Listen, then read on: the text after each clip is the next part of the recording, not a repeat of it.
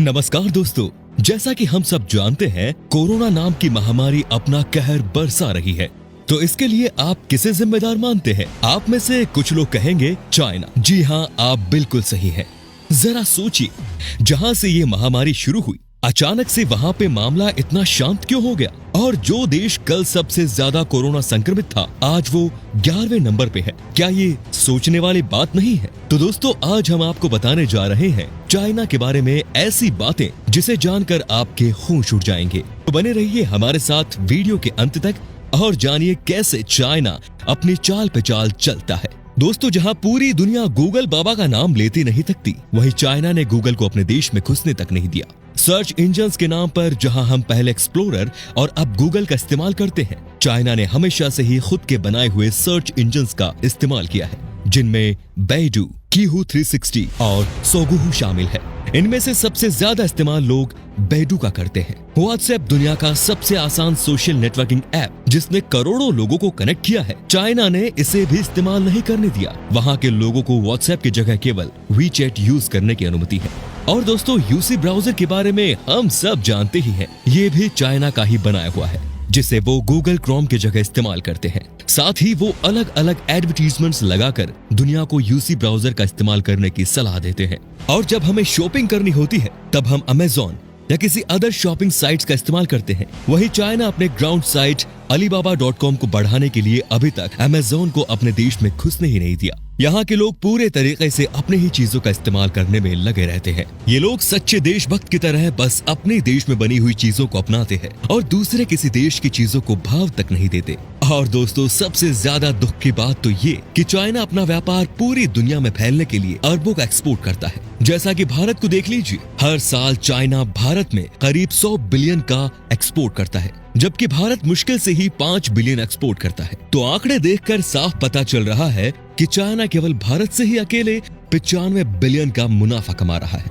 China ने अपने लोगों को बांधने के लिए इतने तरीके निकाल दिए हैं कि वहाँ के लोग खुद की ही चीजों को इस्तेमाल करने पर मजबूर हो जाते हैं। चाइना ने हर चीज का अल्टरनेट बना रखा है। जहाँ लोग ट्विटर पे अपना सिर खपाते हैं, चाइना के लोग वीवो के थ्रू एक दूसरे से बात करते हैं।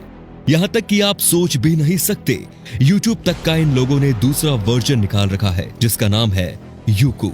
दोस्तों, चाइना दुनिया का सबसे ज्यादा आबादी वाला देश है और ये बखूबी जानता है कि अगर उसने किसी भी बाहरी कंपनी को अपने देश में घुसने दिया तब वो आराम से ग्रो कर जाएगा। पर चाइना ऐसा होने ही नहीं देता, इसीलिए उसने हर दूसरी चीज का अल्टरनेट बनाकर इंटरनेशनल मार्केट में बेचना शुरू कर दिया। उसका एक एग्जांपल हम ये ले सकते हैं, फेसबुक। दुनिया भर में खरबों लोग फेसबुक यूज करते हैं, पर चाइना ने उसे भी घुसने नहीं दिया, क्योंकि अगर फेसबुक चाइना में एंटर कर जाता तो उसका बिजनेस आराम से ग्रो कर जाता, जो चाइना को कभी मंजूर नहीं होगा। दोस्तों, आप खुद देख सकते हैं कि कैसे ये दूसरी चीजों को अपने देश में नहीं आने देता, पर खुद हर जगह घुसना चाहता है। चाइना की इसी चालाकी से आप बखूबी समझ गए होंगे कि आज चाइना पूरी दुनिया में राज करना चाहता है और शतरंज की तरह अपनी चाल पे चाल चल रहा है।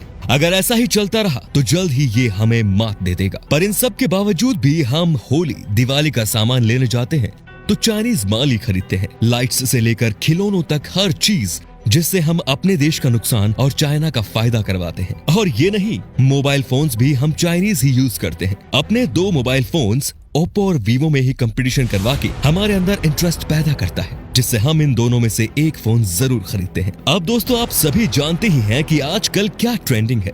लोगों को अपने इशारों पर नचाने वाला ऐप टिकटॉक। ये भले ही चाइना की संपत्ति है, पर इसका पूरा लाभ हम जैसे लोग उठा रहे हैं। टिकटॉक पर बहुत हार्ड, तेरा घाटा जैसे गानों पर वीडियोस बनाकर हम फेमस होने लगे हैं, पर इसका पूरा का पूरा मुनाफा चाइना ले रहा है, रोज अरबों रुपए कमाकर। अब दोस्तों, टिकटॉक पे वीडियोस बनाकर हम अपना भी घाटा कर रहे हैं और अपने देश का भी। चाइना ने टेक्निकल फील्ड और बैटल फील्ड से तो दुनिया को हराया ही है, और अब वो कोरोना के जरिए लोगों को बायोलॉजिकली भी नुकसान पहुंचा रहा है। तो दोस्तों, हमें चाइना को सबक सिखाना ही होगा। उसके लिए हमारा पहला कदम है चाइनीज सामानों का त्याग करना, चाहे वो कुछ भी हो, और खुद भी ये सीखना कि कैसे अपने ही देश की चीजों को इस्तेमाल करके उसको इंटरनेशनल मार्केट में लाया जाए। टिकटॉक यूजर से मेरी अपील है कि वो तुरंत ही उसे डिलीट करे और उसके मार्केट को क्रैश करवाए। हम अक्सर ये सोचते हैं ना कि आम जनता होने के नाते हमारा क्या कर्तव्य है, तो ये है दोस्तों कि इसे इतना शेयर करो कि हर कोई चाइना के खिलाफ हो जाए और एक दिन के अंदर उसका पूरा मार्केट क्रैश हो जाए। इसे इतना फैलाओ कि ये हमारे सरकार तक भी पहुंचे, ताकि वो चाइना को कड़ा सबक सिखा सके। जय हिंद, जय भारत। दोस्तों, अगर ये